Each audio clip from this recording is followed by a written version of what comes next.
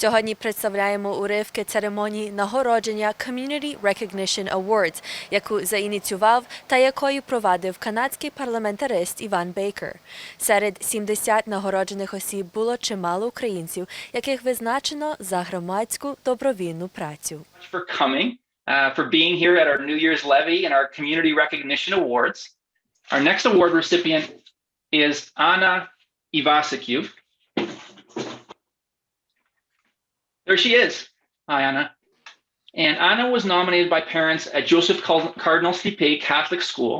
As the principal, she has worked tirelessly since March to ensure that the Joseph Cardinal Stipe community stays united and that students stay safe during the pandemic, adjusting to changing directives from the Ministry, Public Health and School Board, often at the 11th hour.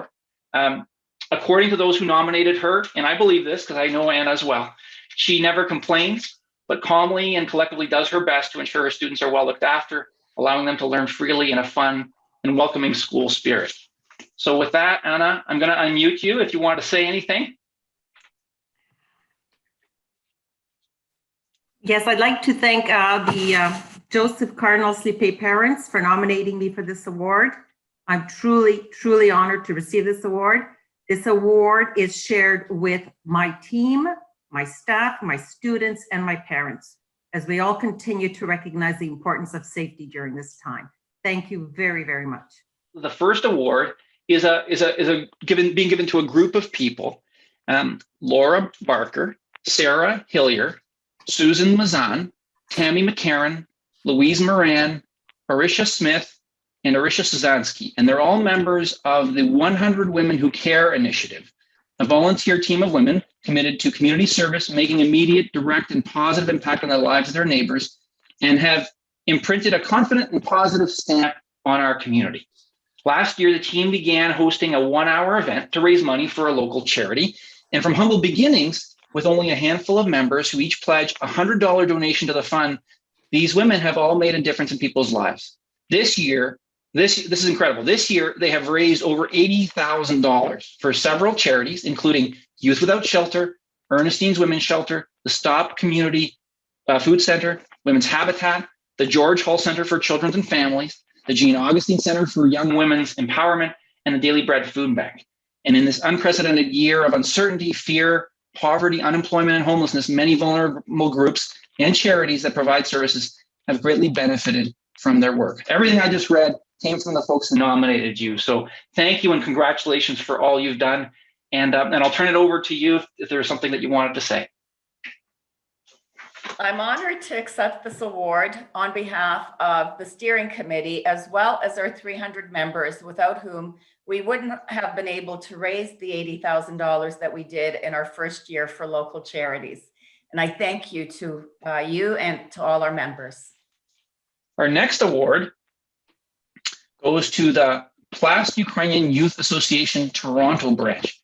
And Plast has served Etobicoke Center since 2010, but has been in the GTA since 1948. And Motya Julinski is here to accept the award on behalf of Plast. Plast is based on the principles of scouting. It depends on volunteer teenagers and young adults who mentor children and young teens, helping develop responsibility, initiative, and leadership. These children grow up into adulthood and become effective citizens in the global community. Many alumni have gained prominence in medicine, government, diplomacy, arts, and business. The organization's service is demonstrated by actions supporting the community at large as well.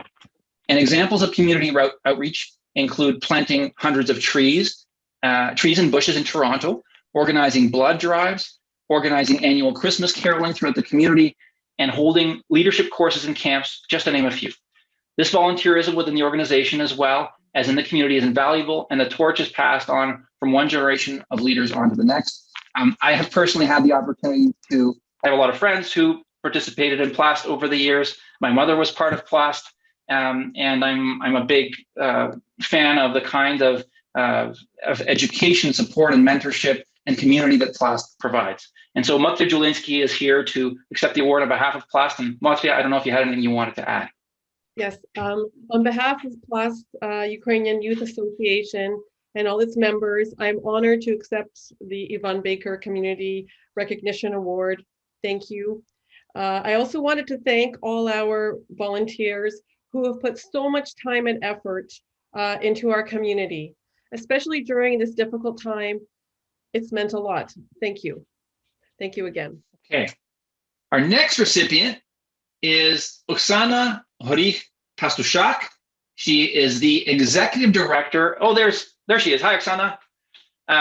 She is the executive director of Svitlichka Ukrainian Cooperative Nursery School of Toronto. When the first pandemic lockdown hit our community, Oksana created a half-hour daily program which she broadcast live from April to June to entertain Svitlichka's young learners. Her high-quality program, according to her nominators, has now entertained children around the world, from Europe to Australia to the United States.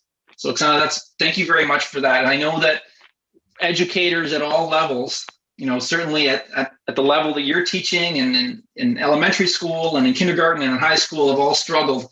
And so congratulations for overcoming that, and not only helping the children that you normally care for, but also for others. So I'll turn it over to you if you wanted to say a few words. Thank you, Yvonne. Thanks to the recipient committee and the Svitlichka board. I'm accepting this award on behalf of those who really made the show possible. That's my 4 daughters, Pani Ivanka, Slovenska, and Svitlichka, and mainly the many families and the little children who let us into their hearts and their homes. To Yvonne and my fellow award recipients, I just want to add what I told the children at the end of every episode, is that you can do amazing things, and Yad Bayu Protebe. I care about you. So thank you very much. Now moving on to the next award, will be given to Valentina Kurelyev. There's Valentina. Hi, Valentina. Hi. So Valentina has been, and this is according to her nominator, Valentina has been an articulate advocate for education on the Holodomor genocide for decades. Her work was critical in the effort to have the Holodomor included in the Ontario school curriculum. And since then, Valentina has continued to ensure Canadians learn the lessons of this terrible genocide as chair of the National Holodomor Education Committee of the Ukrainian Canadian Congress and the Director of Education for the Holodomor Research and Education Consortium with the Canadian Institute of Ukrainian Studies at the University of Alberta. I have to say, before I turn it over to you, Valentina, I'll just say that I've known Valentina for many years. She might have told you this if I didn't, but Valentina was actually my Saturday school history teacher for quite some time when I was a kid. And so, but please rest assured that no bias in this. It was the selection committee that gave Valentina the award, and Valentina the award. But I've had a chance to work with Valentina on this very issue of teaching young people and next generation about the Holodomor so we can learn from it. And she's done incredible work and provided incredible leadership. And so, Valentina, over to you. Thank you very much, Ivana. I'd like to thank, first of all, Michael Anthony, a great teacher that I have come to know within the last 15 years when I was working on the Holodomor, and he nominated me for this award. And also, I'd like to thank all the members of the Holodomor education team here in Toronto and the members of the National Holodomor Education Committee across Canada, because doing something like this, including a topic into curriculum, is not an easy task. And so there were lots of people involved, not just me. I just happened to be the chair of this committee. And also, I want to thank 2 politicians specifically who supported me in this task. And the first one was Donna Cansfield, who helped me and encouraged me. And of course, my former student, Yvonne, who visited several ministers of education here in Ontario with me to do this. Thank you very much to the selection committee. And I am thrilled that we're getting more recognition for the Holodomor by this very award. Thank you. Our next recipient is Emil Pidverbeti. And Emil, if I have mispronounced that, I hope you'll let me know. It's helped the branch secretary at Ukrainian National Federation, Toronto West Branch, Heritage Language School for many years with community events and building maintenance, including many hours on Saturdays. And for 20 years, he's also been a volunteer for Habitat for Humanity in Etobicoke.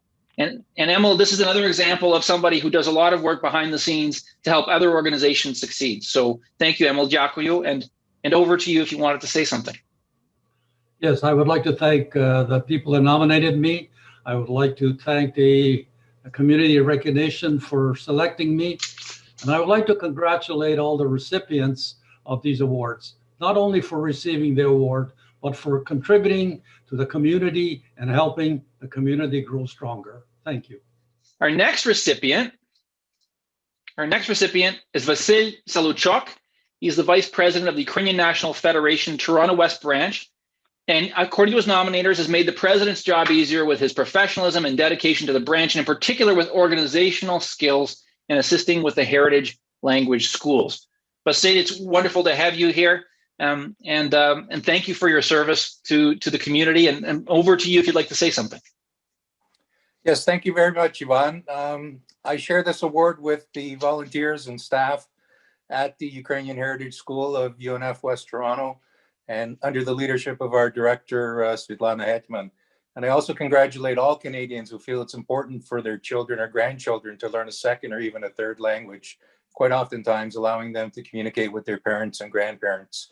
So thank you very much for recognizing myself and our school, and keep up the good work.